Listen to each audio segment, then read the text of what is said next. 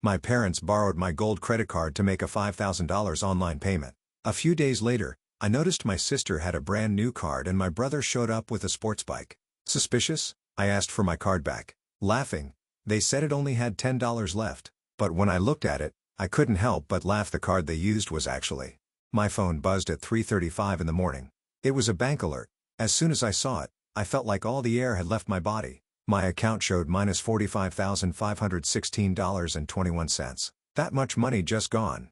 I sat straight up in bed, staring at the number on the screen, hoping maybe it would change if I blinked enough times. But it didn't. My name is Jacqueline Wilson. If you're watching this, please keep listening. I want to tell you something that changed my life forever. It started with that one number. That number told me the truth about my family, something I wish I had known earlier. This all happened during the week of my 30th birthday. I didn't waste time. I picked up my phone and called my dad. He answered on speaker. I could hear music in the background and my mom laughing like everything was fine. "Hey Dad, something's wrong with my account," I said. "My card is maxed out. Did something happen?" There was a short pause. Then his voice came through annoyed. "You're always so dramatic. The family needed help. Your mom had surgery. Your brother's truck broke down and the mortgage was behind." I just sat there, shocked. I couldn't believe what I was hearing. "Why didn't you ask me?" I finally asked. He didn't even hesitate. "We don't need to ask. You owe us." Then my mom chimed in with a cold laugh. "Besides," she said, "what were you going to do with that money? Buy yourself some cake and candles?" We had better plans. There was silence after that. A deep, painful silence. And that silence was the last birthday gift they gave me. I took a breath and said calmly, "Then don't ever call me again." And I meant it. I hung up the phone and went straight to work. I logged into every account I had. I checked every automatic payment. I went through every agreement I had signed. They thought that because I was the responsible one, the one who made it, that they could take from me forever. But that night, I decided something. I became the one who cuts the ties. The mortgage? Cancelled. It was in my name. My mom's credit couldn't get approved, so I had done it. The truck? Repossessed the next day by noon. My bank marked it as unauthorized use. I didn't argue. Her student loans? Frozen. I had co-signed, but now I pulled back because of financial stress. I removed myself from everything quietly. No fights, no warnings, no big scenes. Just quiet steps away. I turned all that pain into action. Into clean, clear steps. And their birthday present to themselves, stealing from me, became the moment they lost me for good. The next morning, my phone lit up like a fire. There were so many missed calls and messages. One after another, texts kept coming in. Some were angry. Some were confused. And then just like that they turned sweet. One message said, "Jacqueline, the truck is gone. What's going on?" Another said, "Honey, did something happen with the mortgage? The bank says it's in default." Then, "Just call us. We're family." Family. That word only seems to matter to them when something goes wrong, when things start falling apart. Where was that word when they emptied my bank account? Where was it when they used me without asking? I didn't respond to any of them. I was too busy. I spent that day freezing my credit. I changed every password. I called every company, every agency, and removed myself from anything that connected me to them. I was cutting the cords they had been using for years. They forgot something important. I wasn't just a nice person. I was the one in control. My name was on the truck. My name was on the house. I was the co-signer, the backup, the emergency contact.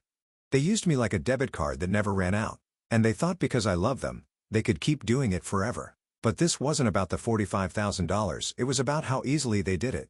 No guilt, no second thoughts. They didn't even ask. They ruined my birthday, the day I turned 32, with cold hands and selfish choices. These were the same people who taught me what love was supposed to look like. But now, it felt fake, like they sold me a dream and signed my name at the bottom without asking. I went back and read some old messages from last Christmas. "We're proud of you, kid. You're our success story. We don't say it enough, but you're our miracle." I used to cry when I read those. Now I just felt empty. If I was really a miracle, then why did they treat me like an ATM with a heartbeat? So, I did to them what they had done to me, quietly. I disconnected everything. I ended every tie. While they called and texted and begged, I finally took a deep breath. For the first time, I wasn't the one trying to fix everything.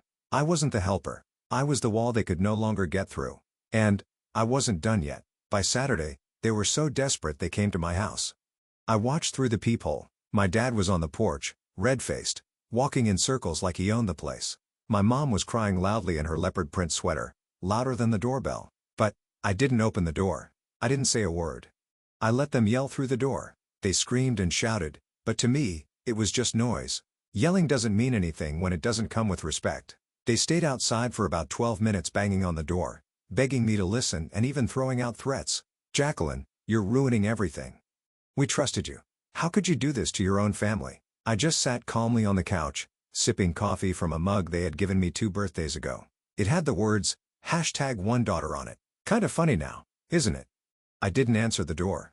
I waited until the noise stopped. Then I opened my laptop and sent one final email to my lawyer. It was all there, full disconnection from them. I removed power of attorney, ended all financial links, and cut every shared responsibility. That meant no more family phone plan. No more Amazon Prime I had paid for over 7 years. No more Hulu or Netflix in my name. No more utility bills under my credit, especially since mom's credit couldn't qualify. I shut it all down. Later that same afternoon, I saw my mom post something on FB. It was one of those vague, emotional messages. It said, "It's always the ones you love most who hurt you the deepest." She didn't tag me, but I knew it was about me. Her friends flooded the comments. "You raised her too soft. She owes you everything. Kids today are so entitled." Entitled? I gave them everything, not because I had to, but because I believed in family. I believed love meant helping, supporting, and being there. But they turned that idea of family into a weapon. They used it to take from me again and again. That night, I changed my phone number. Before I shut it off, I left one final voicemail. I said, "You chose being comfortable over being honest. You broke the trust one spent years building. Now, you can rebuild without me." Then, I blocked every number. No dramatic goodbye. No revenge plan. Just quiet. The same quiet they gave me every time they took something without asking. But now, the silence finally belonged to me. The next day, I got a text from my cousin Joyce. "Did you really shut off the gas at your parents' house? It's freezing, Jacqueline. They have no heat." I stared at the message for a full minute before replying. I didn't shut it off. I just stopped paying for it. There was no response. Just those 4 little dots like she was typing. Then nothing. That silence hit harder than any insult. Later that day, I got an email from my mom. It was from a random address I didn't recognize. The subject line read, "Please read this." The email said, "We didn't raise you to be like this." I didn't open it. I didn't need to, because here's what she never understood. They did raise me to be like this. They raised me by teaching me that love had to be earned. That being part of the family meant doing things for them, fixing problems and cleaning up their messes. They taught me that my worth depended on how much I could give, how much I could carry, and how quiet I could stay about it. So yes, when I cut off the gas, took back the truck, stopped paying the mortgage, and pulled my name off the loans, I wasn't being cruel. I was just returning everything they gave me. All the years of pressure, silence, and guilt wrapped up as parenting. My dad once said, "Family doesn't keep score." He said that right after I paid for his second DUI fine. So, I stopped keeping score, and instead I closed the whole account. That same month, I started going to therapy. My therapist asked me, "When did you first feel like you were responsible for your parents?" Without thinking, I answered, "When I was 14, Mom cried because she couldn't pay the electric bill. So I got a job sweeping hair after school." That was the moment I realized I wasn't being raised, I was doing the raising. I was the one holding things together, and all I've done now is grow up and walk away from the people who stayed stuck in place. I didn't feel guilty. I felt clear.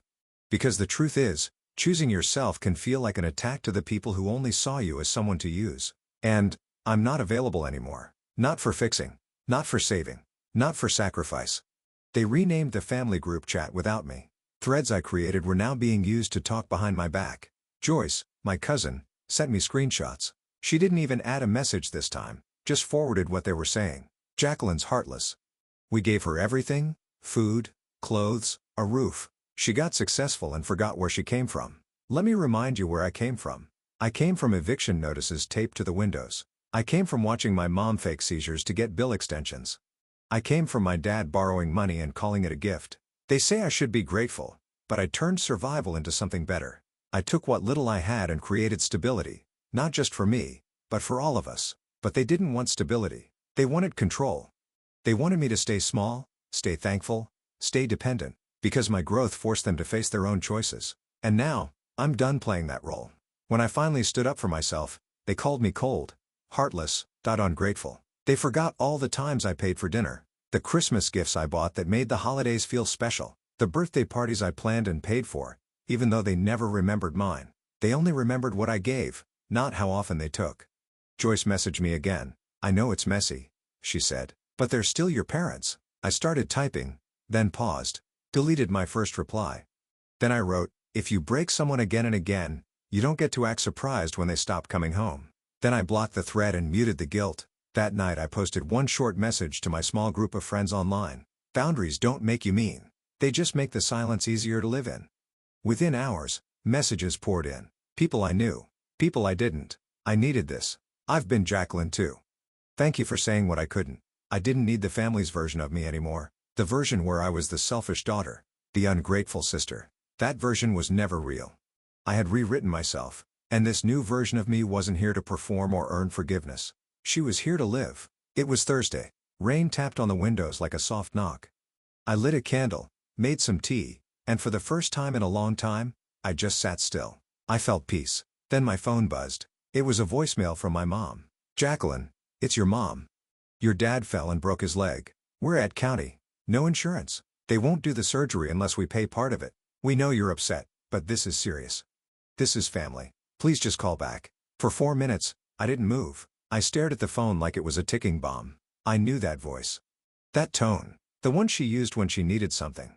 The one that pulled me back in, not with love, but with pressure. There was never an apology, just an emergency. I opened my laptop, pulled up a spreadsheet. The truth? I could afford it. I had the money. But then I opened another folder, one I had named History. Inside were emails, screenshots, and account statements. Proof of everything. The time they emptied my bank account without asking. The birthday they forgot, but still charged dinner to my card. The $45,000 they stole and called it helping the family. I stared at it all. And just like that, their new emergency didn't feel like mine. It felt like another trap, a new guilt wrapped in the same old pain. So I didn't call back. Instead, I let the rain keep tapping. And I stayed still. I didn't write a check to the hospital. I wrote one to myself, a deposit into what I now call my peace fund, a promise that I will protect my peace even when guilt tries to sneak back in. And it did try. Guilt always finds a way in whispering, you should help. You're the good one. But this time, I didn't listen. I slammed that door shut. I texted Joyce. Tell them I hope he heals, but I'm not going to hurt myself again just to fix their pain. She didn't respond. And for the first time, that silence didn't hurt. It didn't sting. It felt like fresh air. It felt like freedom. That night, I slept with the window open a little, just enough to let the cool air in. I didn't keep my phone next to the bed. No buzzing. No late-night panic. For once, I wasn't bracing for something bad. I wasn't waiting for a call, or a crisis, or someone to need me again. I was just resting. Because letting go of people who never respected your worth, that isn't being mean. That's choosing to live. And I was finally living. Really living by my rules. A few weeks later, I walked into my cousin Christine's wedding. I went with my head high and my heart strong. I didn't go to please anyone. I went because Christine mattered to me. She was the one who always saw me, not as the family fixer, but just as Jacqueline. Even before I had the career or the strength to say no, I knew my parents would be there. I expected it. Mom wore a tight dress she probably couldn't afford. Dad had a cane and wore a rented tux. The limp looked more like a performance than pain. As soon as I walked into the hall, I felt their eyes on me. Not warm, not loving, just watching, measuring me. I wore black satin, not to mourn, but to show that I was no longer the little girl they could control. I wasn't there to make peace. I was there as my own person. They didn't say a word, but their looks said everything. Talk to us. Fix this. Do what you always do. But I didn't move. I didn't shrink. I sat at a table with Christine's friends. I laughed loudly. I danced with joy. I let my happiness be a kind of quiet rebellion, like saying, you don't get to decide how I feel anymore. During dinner, Mom walked past my table. She stopped, placed a shaky hand on the back of my chair, and said softly, you look different. I met her eyes and replied, I am. She started to say something, but I gently raised my hand and said, I'm here for Christine, not for you. And that was enough. Her eyes looked glossy, but it wasn't because she was sad. It wasn't grief. It was because, for the first time, she saw what she had lost. She saw me. Not the version of me they could use. Not the one who gave in and kept helping. I wasn't their rescue boat anymore. I had become a lighthouse, shining from far away. Bright. Still. Safe. But untouchable. During the wedding toast, my dad raised his glass and looked my way. Like he expected me to do something. Smile, nod, offer peace. But I didn't move. I didn't lift my glass. I didn't pretend. Peace doesn't come from acting like nothing happened. Peace comes from walking through pain and deciding not to carry someone else's burden anymore. I was done carrying theirs. That night, I danced until my feet hurt. I sang until my voice cracked. And when it was all over, I left without saying goodbye. When I got home, I did one last thing. I turned off the final autopay from my past, my childhood. It's been a year now. A year since they took $45,000 from me. A year since that voicemail that broke more than my trust. A year since I stopped picking up their calls and started answering my own needs. The guilt? It doesn't hit the same way anymore. It used to feel like an alarm in my chest, loud and painful. Now, it's just a quiet noise I can shut off with truth. And the truth is, I gave them more than money. I gave them access to my heart, and they treated it like a bank account, a card they could swipe without thinking, with no limit. But that card is closed now. I've built something new. My own apartment, my own business, and a group of friends who don't use the word family as a weapon.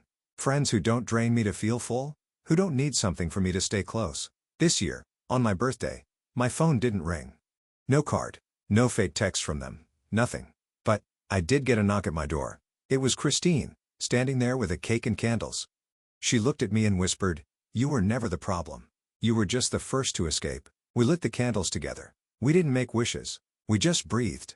Because healing isn't always loud. Sometimes, healing is choosing not to open the door, even when loneliness comes knocking, wearing a face that looks like love. I stopped chasing blood ties.